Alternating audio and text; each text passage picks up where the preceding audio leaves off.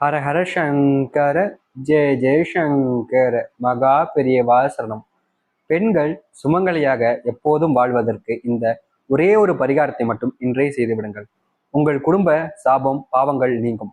இறைசக்தி வீட்டுக்குள் வந்து உன் குடும்பத்தை பாதுகாக்கும். நல்லது நடக்கும். இப்போது இருக்கக்கூடிய பல நபர்கள் வீட்டில் ஒரு மனக்குழப்பம் இருந்து கொண்டே இருக்கிறது.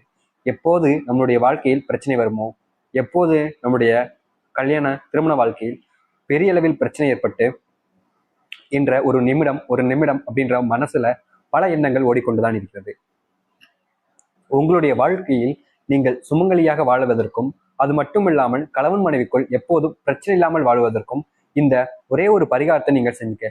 பெண்களாகிய நீங்கள் அல்லது உங்களுடைய குழந்தைகளுக்கு நீங்கள் செய்தாலே போதுமானது. உங்களுடைய பெற்றோர்களுக்கும் சுமங்கலியாக வாழ்வதற்கு நீங்கள் இதை செய்து பாருங்கள்.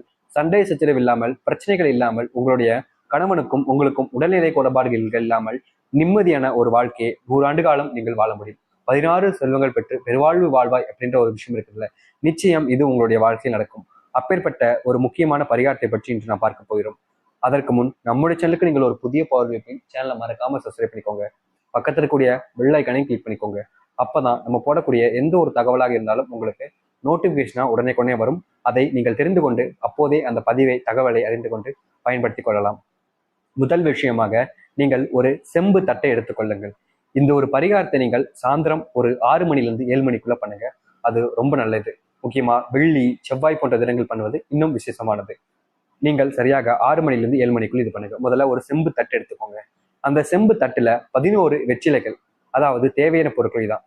செம்பு தட்டு 11 வெற்றிலை எடுத்து அந்த 11 வெற்றிலையும் அந்த செம்பு தட்டு நிறைய ஃபுல்லா வச்சிடணும். அதற்கப்புறம் ஒரு செம்பருத்தி பூ எடுத்து நடுவில் வைங்க. அதுக்கப்புறம் ஒரு மாதுளம் பழம் அதை எடுத்து செம்பருத்தி பக்கத்துலேயே வச்சிருங்க. 101 ரூபாய் அதை வைக்கணும். அதாவது பார்த்தீங்கன்னா அந்த தட்டில் வைங்க. அப்புறம் மஞ்சள் குங்குமம் பார்த்தீங்கன்னா நீங்கள் அதில் சிறிதளவு ஓரமாக வச்சிருங்க.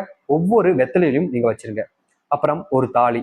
இது அனைத்தையும் மகாலட்சுமி தாயார் முன் வைக்கலாம், அல்லது உங்களுடைய இஷ்ட தெய்வம், குலதெய்வம் யாரு இருக்காங்களோ, உங்க வீட்டில் உங்களுக்கு பிடிச்ச தெய்வம் யாரோ அவங்களுக்கு கூட வைக்கலாம். என்ன தெய்வத்துக்கு வேணாலும் வைக்கலாம், ஆனால் மனசுல முழு நம்பிக்கையோட வைக்க வேண்டும். அப்படி வச்சுட்டு நீங்க இந்த ஒரே ஒரு மந்திரத்தை சொல்லுங்க. அஷ்டலட்சுமி நமக, அஷ்டலட்சுமியே நமக, அஷ்டலட்சுமி நமக, அஷ்டலட்சுமியே நமக அப்படின்னு 3 முறை. இல்ல உங்களுக்கு எவ்வளவு நேரம் இருக்கு, மனசுல எவ்வளவு பக்தி இருக்கு, உங்களுக்கு எவ்வளவு நேரம் சொல்ல முடியும் அப்படின்றத வச்சு நீங்க எவ்வளவு நேரம் வேணா சொல்லிக்கிட்டே இருக்கல.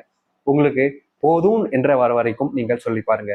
இது தினமும் ஏத்த வேணாம், வாரத்துல ஒரு முறை நீங்க இதை செஞ்சுட்டு வாங்க. ஒவ்வொரு வாரமும் நீங்கள் செய்வது மூலியமா அனைத்திற்கும் பிரச்சனைகளுக்கும் தீர்வு கிடைச்சி நீங்கள் நினைச்சபடியான ஒரு வாழ்க்கை உங்களுக்கு நிச்சயம் அமையும்.